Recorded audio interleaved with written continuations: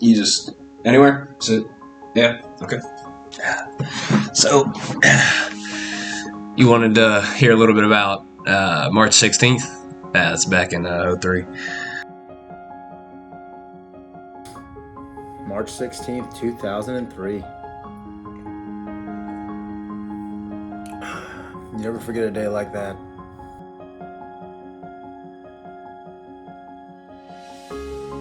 Man, that day was electrifying. I mean, I've never seen 85-20 Stadium packed like that, and shit, I don't think it'll ever get packed like that again.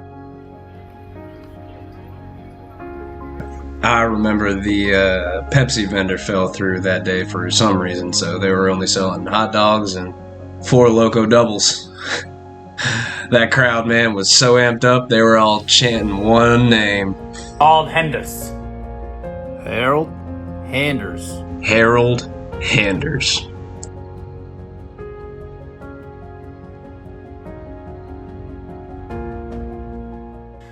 When you have a conversation about the all-time GOAT of cabbage eating, people will throw out names like Jerry Leafpicker Greshik, Arnold the Stomach Stevens, Maggie Bok Choy Mendelsohn, Neil Napate.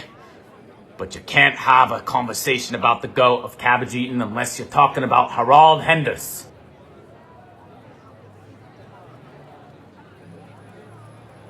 Yeah, we were rivals, but I respected him. Not many people understood the game like Henders did. He was one of the greatest. And I always hear things like, but if you look at the stats, these guys like Wallace Green, Gobbler, Uniltov, he's putting up numbers and bringing his team to championship. No. The thing you have to understand is cabbage eating rules is different now. We didn't have these regulations like the new guys do now back in the good days of Harold. It's a totally different sport. Cabbage eating started in 1932, back during the Great Depression in the hill countries of Texas. It was really a mechanism to encourage teenagers to participate in eating more cabbage, which was one of the few crops that was truly abundant at that time.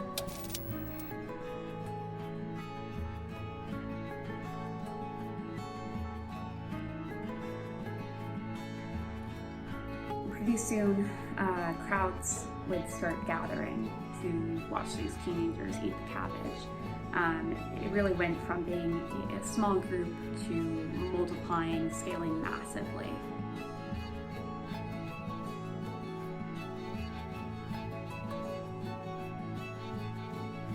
Yeah, I remember growing up, me and my kin would gather around our TV about 8:30 on Saturdays. Our pops would throw on the game. Our mom would be asking, "What are you watching? Don't you boys want to watch cartoons?" Meanwhile, we'd be sitting there eating our cabbages as fast as we could, eyes glued to the screen, not breaking eye contact unless it was for dipping. I would always dip my cabbages in blue cheese. That wasn't until I joined Harold's team. Henders never went for the sauces. He was all about speed. The national anthem ended and he was eating that cabbage raw.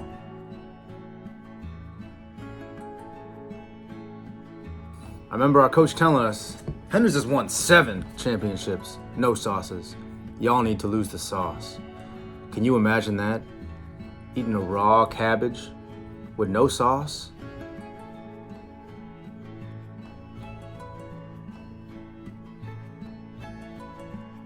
The rules used to be simple. After the didgeridoo blew, your team starts singing the national anthem as fast as they can, and you start eating. Competitors were allowed to bring 4 ounces of any dipping sauce of their choice.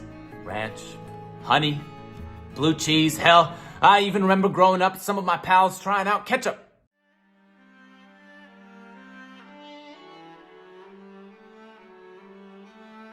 Harold was an icon. He was the best gobbler the league had ever seen, and no one thought about skipping the sauce entirely, and back then it was legal.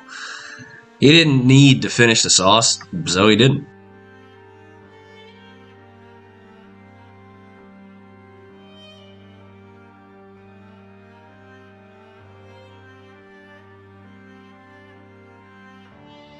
We had just finished the national anthem, and Harold picks up the sauce and just drinks it.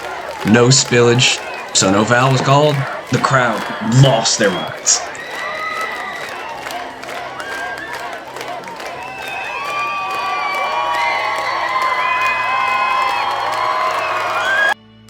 We went from 4 rules, written on a piece of bark, to 11-page PDF in a matter of days. Harald and the Fairfax Foragers didn't stand a chance.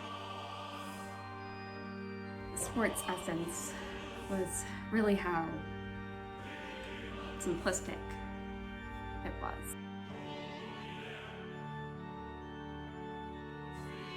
Dumb son of a bitch can't read. I tried explaining the rules to Harold every 15 minutes, an advertisement pause. Every bite needed at least 3 drops of dipping sauce. The cabbage could not be pre-broken. Well, to say the least, we didn't stand a chance. We fouled 16 times, even caught a broccoli foul.